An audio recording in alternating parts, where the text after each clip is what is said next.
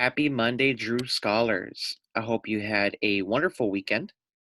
This is Mr. Christian, back to read you today's Read Aloud.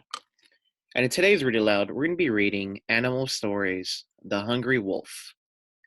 The author is Larry Dawn. The illustrator is Melanie Williamson. So I hope you have a comfortable place to sit. You have both ears open, ready to listen. Your eyes focus on the screen. And let's get started with today's Read Aloud. Chapter 1: The Fluffy White Animal. The young wolf was hungry and hunting for food.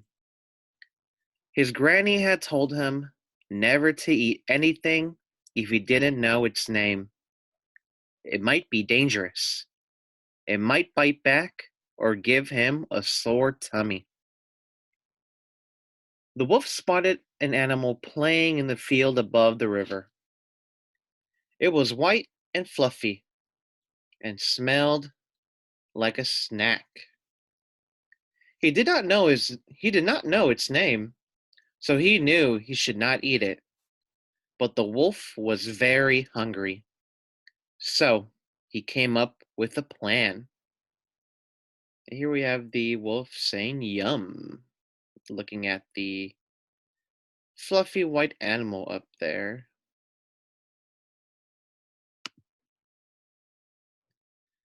He trotted up to the fluffy animal and said, "Good morning. I'm called Wolf. What are you called?" The animal gazed up at him with wide eyes, and she said, "I'm very new, and I don't know what I'm called." "Come on," said the wolf. "You must know what you're called."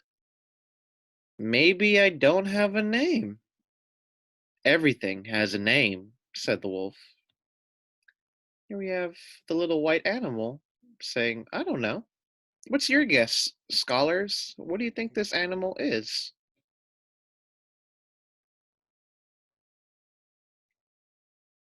I have no idea yet. Hopefully as we read the story we'll get to find out.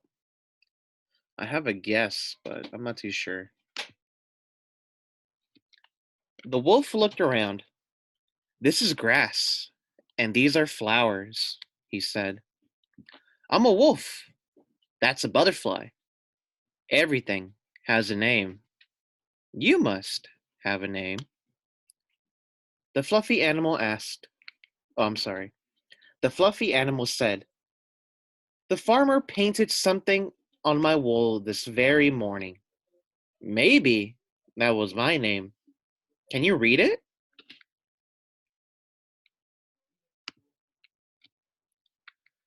The wolf walked around the white animal and saw blue markings on her side. But the blue paint just looked like dots and swirls. "I can't read that," he said. "You're standing too close to me. Take another step back to get a better view. Then you'll read the letters and you'll know my name." The wolf took a step around and stepped back to get the best view. Suddenly, the wolf fell backward off the cliff into the fast river below. As he was swept away, the fluffy animal perched on the cliff top and shouted, I, I'm a lamb. I am. I am a lamb, you silly wolf, and you'll never eat me." And the lamb is saying, "I tricked you."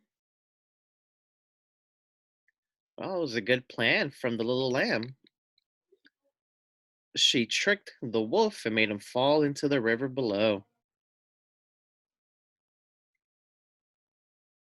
All right, let's keep going. Chapter 2: A Picnic. A few weeks later, the young wolf made his way back to the field to try to catch the lamb again.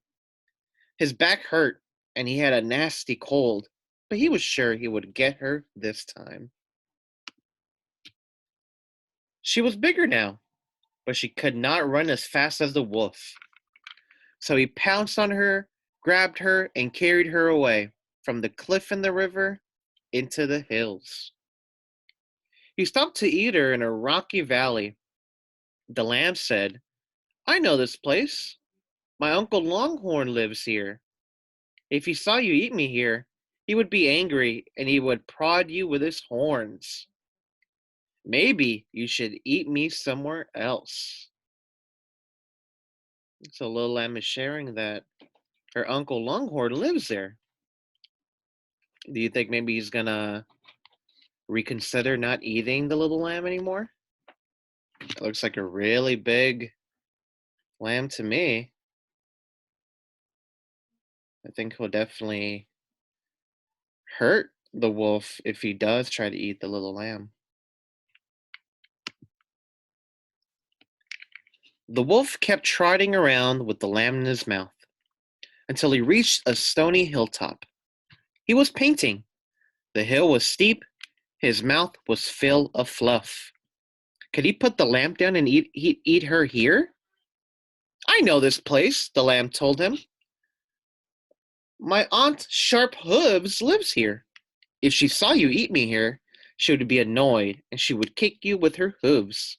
Maybe you should eat me somewhere else. What do you think, first graders? Do you think she's actually telling the truth? Or maybe she's making these stories up so she can scare the wolf away? Because it looks like the wolf is not, he doesn't feel safe or comfortable eating the lamb there or in the other place as well. The wolf kept walking around with the lamb in his mouth. At last, he reached a flat piece of rock on the other side of the hill. I know this place, the lamb said. My brother, Big Tooth, lives here. If he saw you eat me here, he would be grumpy and he would bite you with his teeth. Maybe you should eat me somewhere else.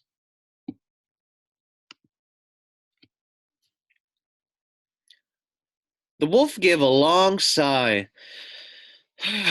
and kept limping around with the lamb in his mouth. Finally, he was so tired, he fell over and started to snore. The lamb wriggled out of his jaws and trotted home. Yeah, we see the wolf here. He was so tired and so exhausted, he just fell and fell asleep. Yeah, because they traveled all the way around trying to find an area for the wolf to eat the lamb, but the wolf got too tired and the lamb ran away. That was a good plan by the lamb as well. So far, the lamb tricked them falling into the river, and the lamb made the wolf tired as well. So those are two good strategies that the lamb did. She's very smart and very sneaky as well. Chapter 3, The Wonderful Singer. The next time the wolf caught the lamb, he held her tight in his jaws. It's nighttime now, he mumbled through her fluffy fleece. So this time, no one will see me eat you. I can stop where I like. That's true, said the lamb calmly. But I've heard some nice things about you since we last met. I've heard that a wolf sings like no other animal. Larks sing to the sunrise, crickets sing to the sunset, but wolves sing to the moon. And I've heard that you sing better than any other wolf, said the lamb.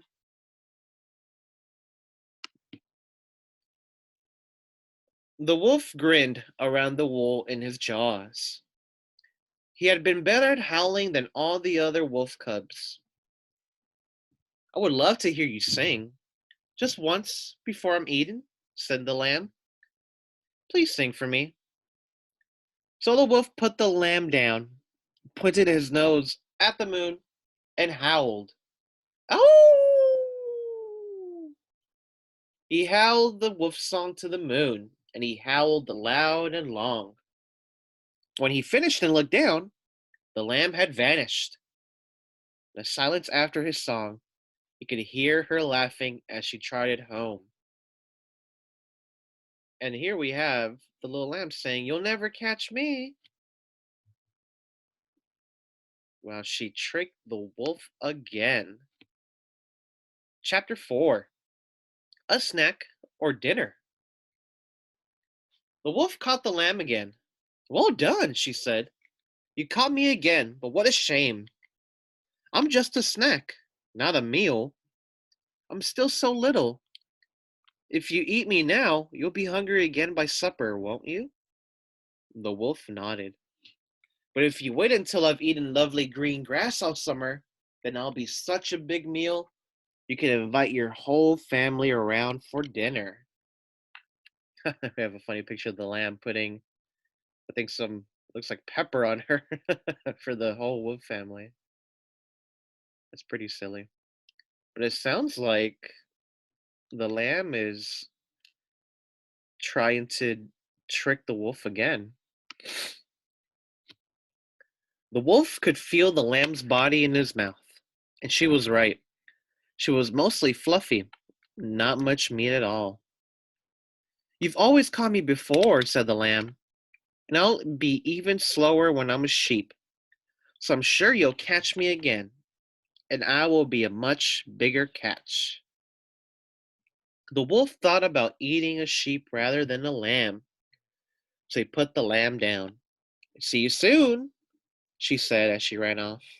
And here we have the little lamb saying, "See you later." So remember, sheep is a grown up version of a lamb, and the lamb, of course, is the smaller version of a sheep. That's what we call smaller, like baby sheep. We call them lambs. Same thing when we call like a bear, we call the little bear's cubs. So sometimes there's different names for the same type of animal. So we'll see what actually happens when the lamb gets bigger to see if the wolf is actually going to be able to catch her again. Whenever the wolf saw the lamb in the distance that summer, she waved to him. "Look how hard I'm working for you. I'm eating as much as I can to get nice and fat." And here we have the wolf saying, "Eat up." I think the wolf is very excited knowing that the lamb is getting bigger and he's going to enjoy eating the lamb when it becomes a sheep. So let's find out what happens. Chapter 5: The Menu. In the autumn, the wolf caught the lamb again. But now she was a sheep. She was big and plump and smelled exactly like supper. "Well done! You caught me again," she said in her lovely soft voice. "I hope I'll make an excellent dinner. Did you invite all your friends and family around?" The wolf nodded. "Am I going to be a proper meal?" she asked. "With 3 courses?" The wolf shook his head. "Oh, what about some cheese at the end of the meal at least?" asked the sheep. The wolf shook his head again. "Oh, I'm a bit offended. I did all that work over the summer, fattening up for you, and now you aren't even having a fancy dinner. I'm a bit hurt." The sheep went all flopping his mouth. The wolf sighed. Then the sheep said, "I have an idea. I would feel happier about being eaten if you had just one bit of cheese afterward." "I know where you can get some cheese."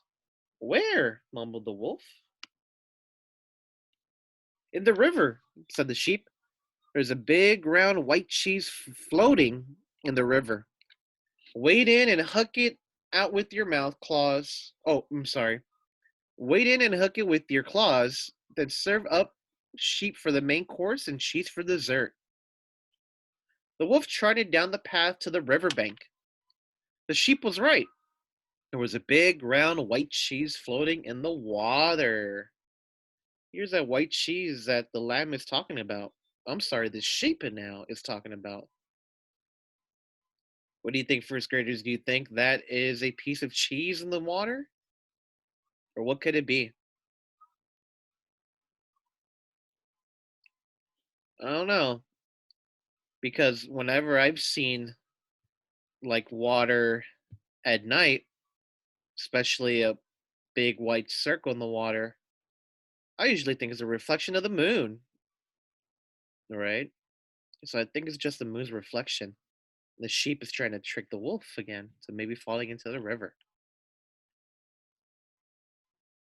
He dropped the sheep and put his heavy claws on her back. Last time I put you down, you ran off. Will you promise to stay here while I fetch the cheese? I promise I will be right here when you come out of the river with that cheese, said the sheep with a smile. We have the wolf here saying, promise me? I don't know. I think it's gonna go bad for the wolf again. I think the river's gonna just wash him away. The wolf stepped into the river and walked slowly toward the cheese. But as he got nearer, the cheese slipped away farther into the middle of the river. As he paddled through the water, the ripples broke up the cheese. As he got closer, the current pulled him off his paws. As he splashed and thrashed, trying to get up the river, he looked up and saw the round white moon shining down at him. He had been fishing for the moon's reflection on the water. As the fast river swept the wolf away, he heard the sheep laughing again. Oh, well, tricked them again. Poor wolf. He's been tricked already 5 times already. Wow. We have him here saying, Brr, this is cold. Chapter 6 Eating the Sheep. Uh-oh. You think maybe this is going to be the chapter where the wolf finally eats the sheep? I don't know. Let's find out. When the winter had passed, the wolf saw the sheep standing in the far corner of her field again. He remembered all the times she had tricked him. This time, he thought, he would not talk to her. He would not let her talk to him. Not one word. He would just eat her right there and then. And here we have him saying, there she is. So he jumped onto the sheep, sank his teeth into her woolly fleece, and took one big bite. Then he howled, ow! Her insides are sharp and hard and salty. He coughed and spat. My tongue is sore. My throat is burning. He ran down to the river for a drink. But he lost his balance, fell in, and was swept away for the third time. As the water carried him off, he yelled, that sheep tasted horrible. I will never try to eat sheep or lamb again. The sheep stepped out from behind a rock.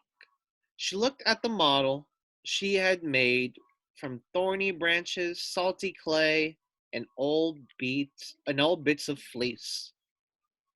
Then she called, come out, my lambs. 2 tiny, fluffy lambs trotted out from behind the rock.